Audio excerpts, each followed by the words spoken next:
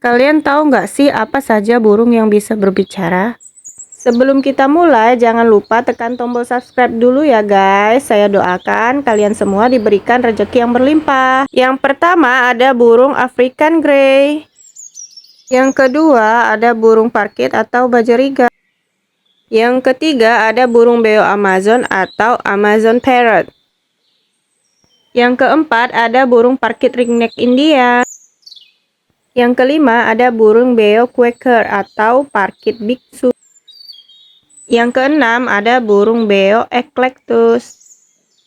Yang ketujuh ada burung beo kakatua. Yang kedelapan ada burung beo Makau.